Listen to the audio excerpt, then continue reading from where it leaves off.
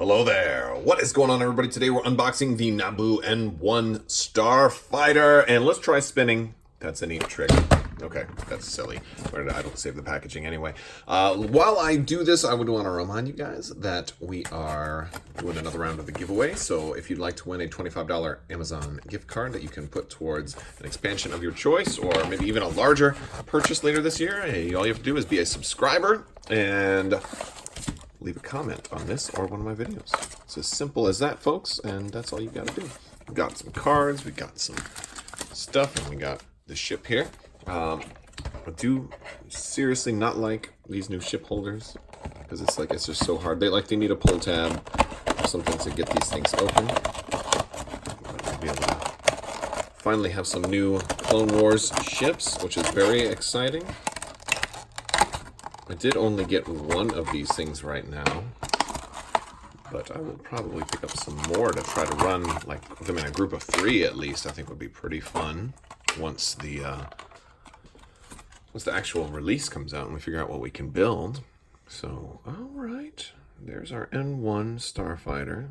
A little bit plain, a little bit clean.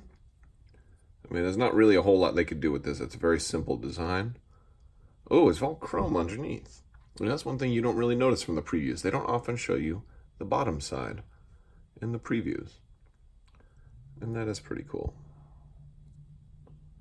All right. You see, and you know, I think a really cool custom paint job would just be to chrome out the whole thing. I think that would be very, very on theme. Very, very Nubian. Yeah, very nice, very nice. You know, yeah.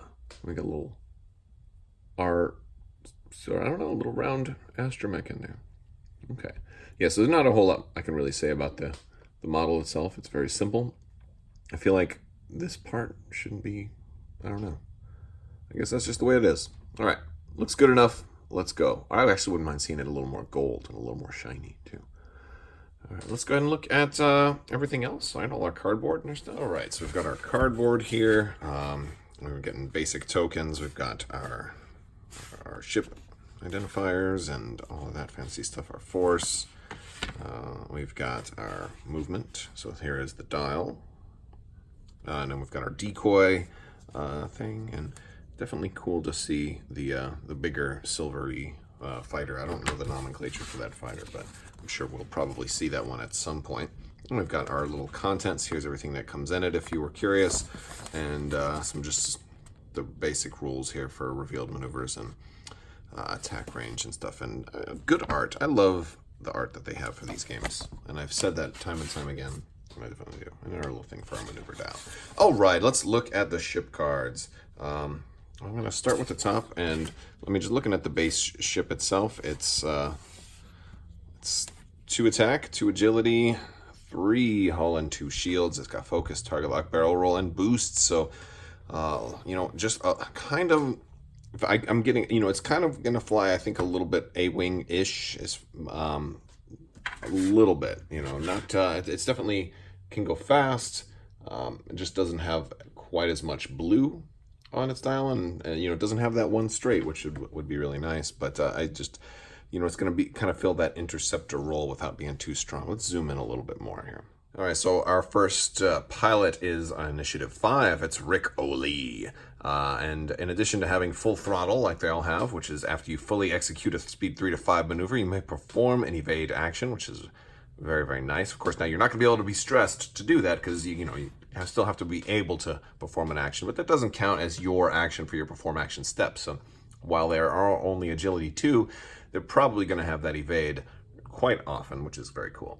While you defend or perform a primary attack, if the speed of your revealed maneuver is higher than the enemy ship's, roll 1 additional die. So Rick Olli is going to be a real good pilot in here. It's going to be basically, you know, 3 attack, 3 agility. He's going to be more like that TIE Interceptor as far as his stats, as long as he's going fast. And this is one of those cards that's really, you know, driving home the point that your revealed maneuver needs to stay with your ship card after it's done. It's just really important for that. We've got Anakin Skywalker, hero of Naboo. Initiative 4, this is Kid Anakin. And he does have the 1 force power. Before you reveal your maneuver, if you may spend a force to barrel roll. This is not an action, so you can do this while stressed. Spinning, it's a neat action. And it also doesn't count as your barrel roll action, so you can barrel roll and barrel roll. He can literally spin. That's kind of why I spun the box at the beginning. Okay, we've got Padme. While an enemy ship in your front arc defends or performs an attack, that ship can modify only one of its eyeball results. I think she's going to be better for supporting the team rather than trying to get the damage through herself, because she's only a 2 attack. But if you've got a lot of other attack ships fighting, I feel like she'll be good to support a bunch of 3 attack ships, which would be nice. She might be good flying alongside Jedi Anakin. I think that would be a kind of a cool one. All right, we've got Dine. How do we pronounce that? Dine Elberger. While you defend or perform an attack, if the speed of your revealed maneuver is the same as the enemy ship's, that ship's dice cannot be modified. And then we've got Naboo Handmaidens, and there's that artwork again. Only one for initiative, but you can have 2 of them in your list. After placing forces, assign the Decoy Condition to one friendly ship other than the Naboo Handmaiden. So, and we're going to look at the Decoy Condition here in a second. Well, let's pull it out right here. There it is. And while you defend, each friendly Naboo Handmaiden in the attack arc may spend an evade token to change one of your results to an evade result.